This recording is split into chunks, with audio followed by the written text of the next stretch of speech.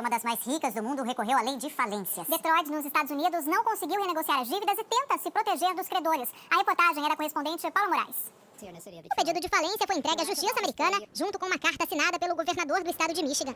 O documento diz que essa foi a única alternativa encontrada para proteger Detroit de seus credores. É um passo difícil, mas necessário, para um problema que vem se arrastando há décadas, disse o governador. A dívida de Detroit passa de 18 bilhões e 500 milhões de dólares, o equivalente a mais de 40 bilhões de reais. O pedido de falência é o maior da história em uma cidade dos Estados Unidos. Detroit é conhecida no mundo todo por ser o berço da indústria automobilística. Na década de 70 começou a perder grande parte das montadoras, que se transferiu para países da Ásia. Nos últimos anos, boa parte da população abandonou a cidade. Com a queda da produção e da arrecadação de impostos, Detroit entrou em crise. Se o pedido de falência for aceito pela justiça, o patrimônio do município vai ser usado para pagar as dívidas.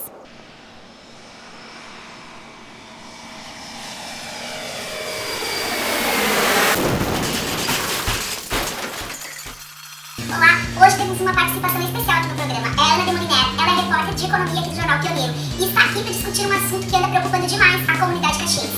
É a fuga das empresas. Grandes grupos industriais de Caxias, como Volare, Neobus, Agrário e Randon, já estão expandindo suas unidades para outros estados. E isso realmente é um sinal de alerta que preocupa muito tanto os trabalhadores quanto os industriais aqui instalados e a comunidade em geral que depende da indústria. Não é isso, Ana? Por que isso está acontecendo? Exatamente.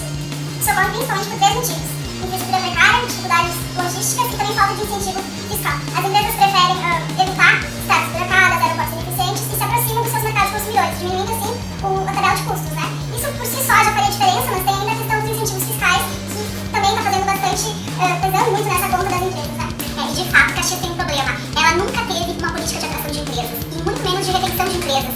No caso, fidelizando as que já estão aqui instaladas. Por que isso aconteceu? Porque Caxias, durante muito tempo, achou que ser Caxias já seria um grande atrativo. Afinal, aqui havia uma rede enorme ainda de fornecedores e todo um time de colaboradores muito competentes e capacitados. Hoje pesa muito nas empresas outros atrativos. E isso está levando grandes grupos a buscarem estados como Espírito Santo, Rio de Janeiro e São Paulo para expandir. Lá eles se tornam mais competitivos.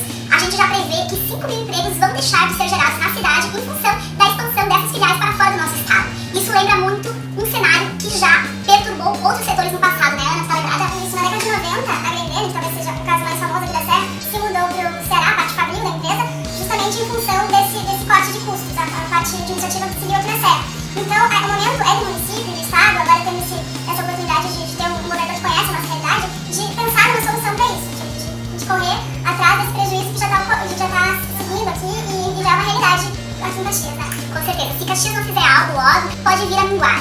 Então o momento é de pensar isso, Caxias tem que correr mesmo, e os grandes empresários da Serra já estão falando que se Caxias não fizer algo, ela corre o risco de se transformar numa Detroit, que foi a cidade americana famosa por ser a capital mundial do automóvel e que chegou a pedir falência. É tempo de trabalhar e logo. Até semana que vem.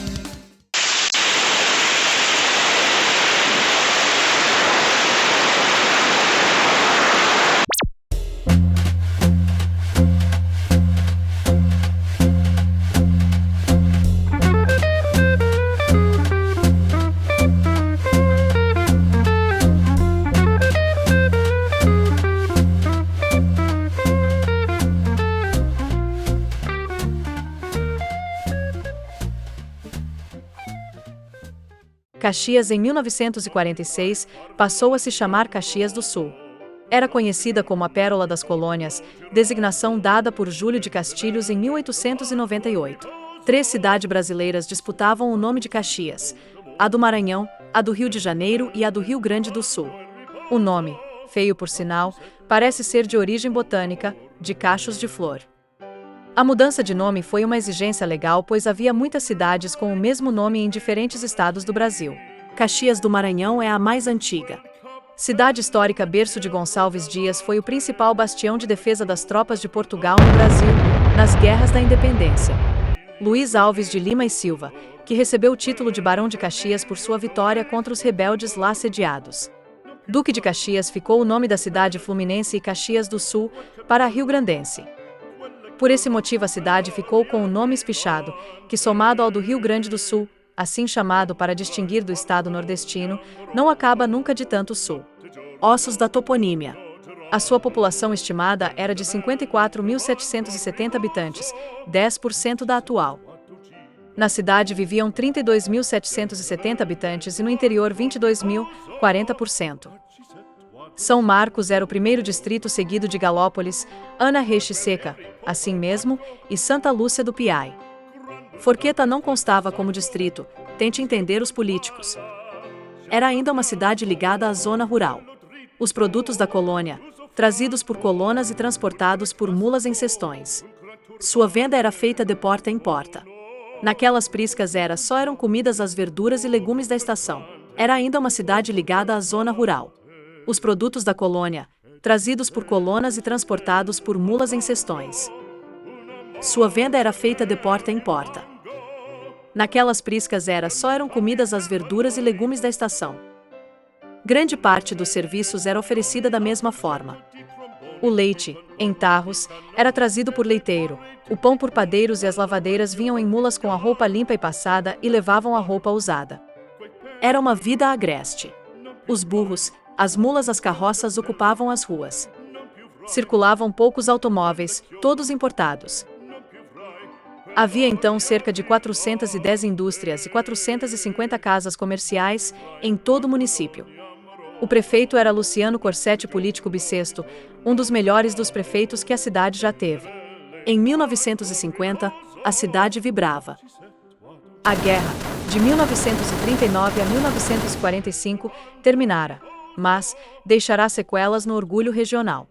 Povoada por imigrantes italianos, tornou-se de forma involuntária parte do eixo e, portanto, parte dos inimigos da pátria, ou seja, dos aliados aos quais o Brasil havia se alinhado. Muitos caxienses haviam colaborado para isso. Alguns eram mais italianos que os próprios italianos. O culto ao Duce, Mussolini, vicejava na Serra. Muitos estavam diretamente ligados ao movimento fascista italiano. De certa forma, foram essas posições que acirraram os ânimos locais, que desencadeou o movimento que mudou nomes de ruas, praças, tentando mudar o nome para extirpar o estigma da cidade. Na verdade, foram mudadas apenas as moscas.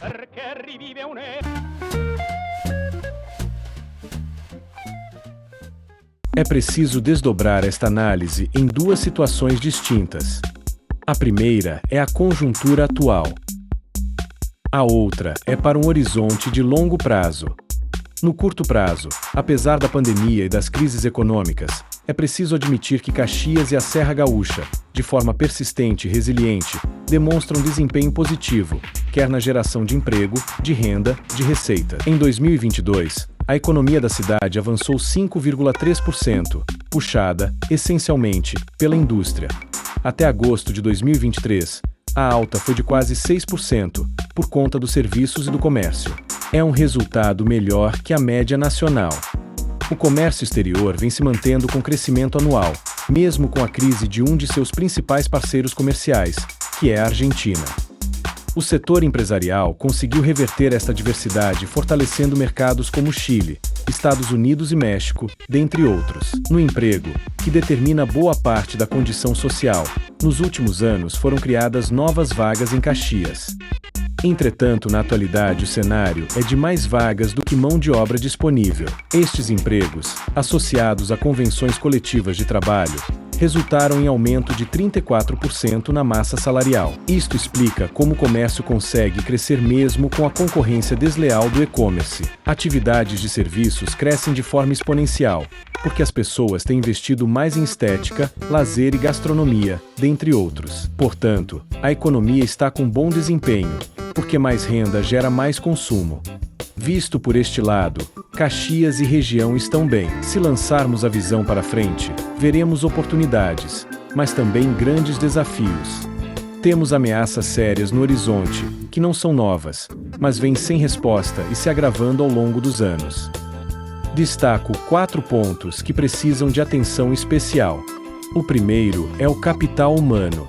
Estamos com uma dificuldade enorme de mão de obra qualificada, especializada. Não temos gente educada, preparada e capacitada para estas vagas. Quando olhamos para o ensino superior, fala-se em mais de 30 instituições em Caxias, mas a maioria com ociosidade. Na educação profissionalizante, o Sistema S oferece uma infinidade de oportunidades, mas também com ociosidade. Ou seja, não faltam recursos, nem espaços para formar mais gente. O problema está na educação básica, desde o ensino infantil. É uma educação deficiente e ruim, Muitos jovens que saem do ensino médio sequer conseguem fazer uma conta de aritmética básica ou uma redação. Por isso, não conseguem se habilitar para uma vaga técnica ou superior. É necessário dar atenção à educação básica, pois este é o grande primeiro desafio regional.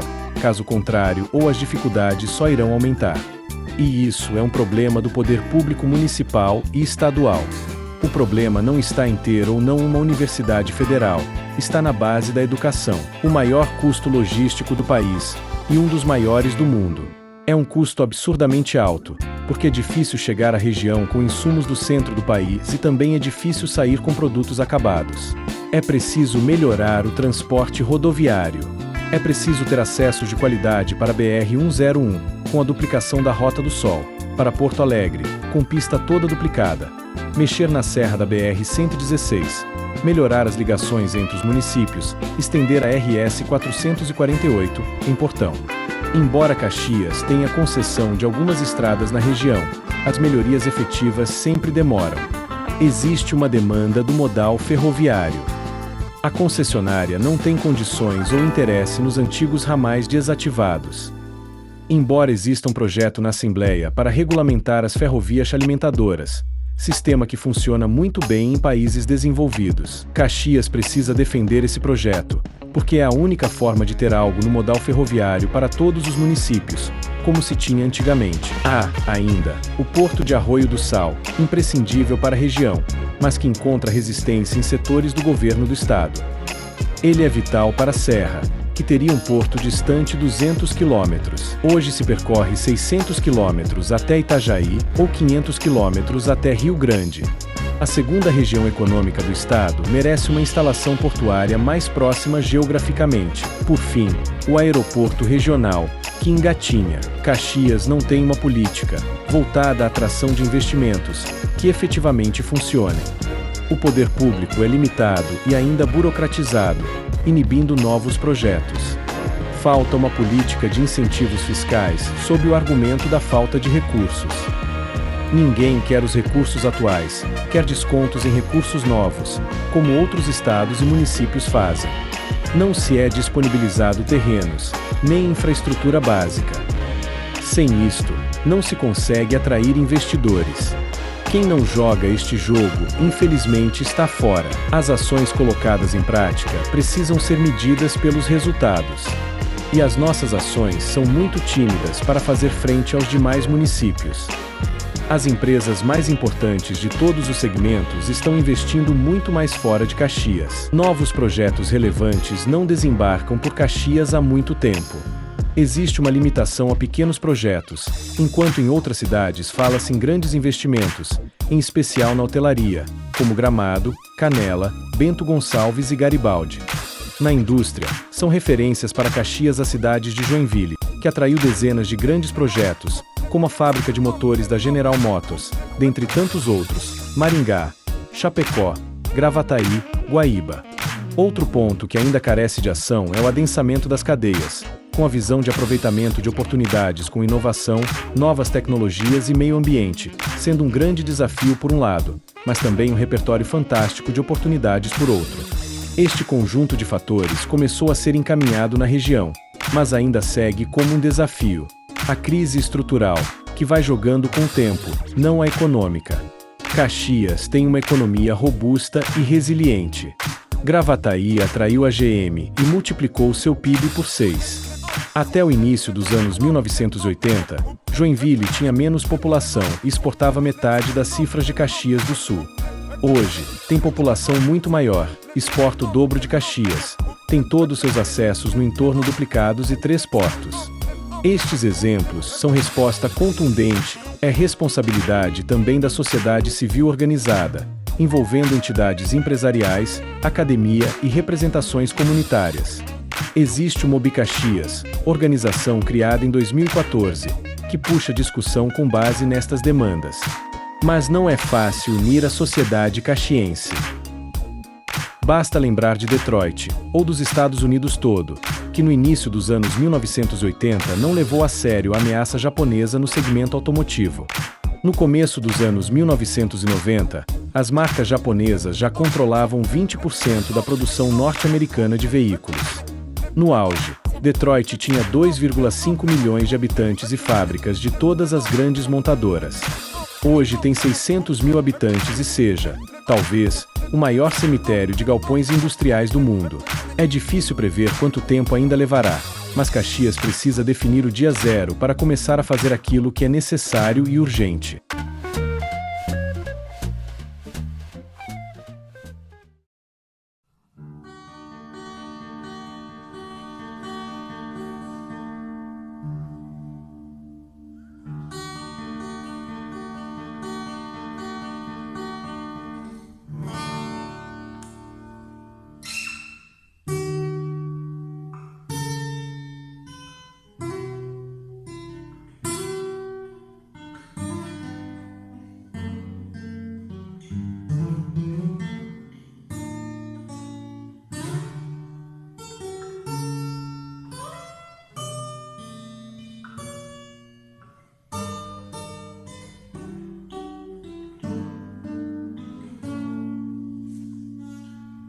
Ei mãe, eu tenho uma guitarra elétrica. Durante muito tempo isso foi tudo que eu queria ter. Mas ei mãe, alguma coisa ficou pra trás. Antigamente eu sabia exatamente o que fazer. Ei mãe, tenho uns amigos tocando comigo. Eles são legais, além do mais, não querem nem saber que agora lá fora o mundo todo é uma ilha, há milhas e milhas de qualquer lugar, nessa terra de gigante que trocam vilas por diamantes.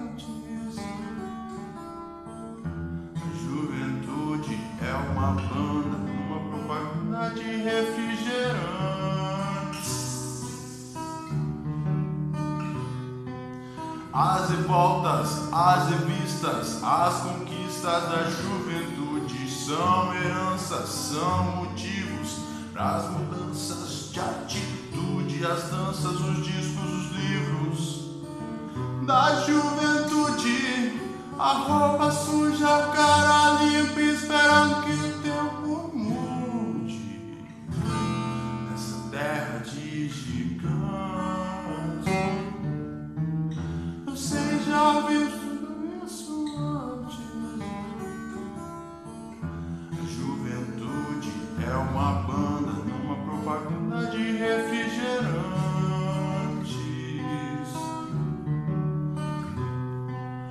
Ei mãe, eu já esquento a cabeça. Durante muito tempo isso era só o que eu podia fazer. Mas ei mãe, por mais que a gente cresça, há sempre alguma coisa que a gente não consegue entender. Por isso mãe, só me acorda quando o sol tivesse posto. E eu não quero ver meu rosto antes de anoitecer. Pois agora lá fora o mundo todo é uma ilha, há milhas e milhas de qualquer lugar.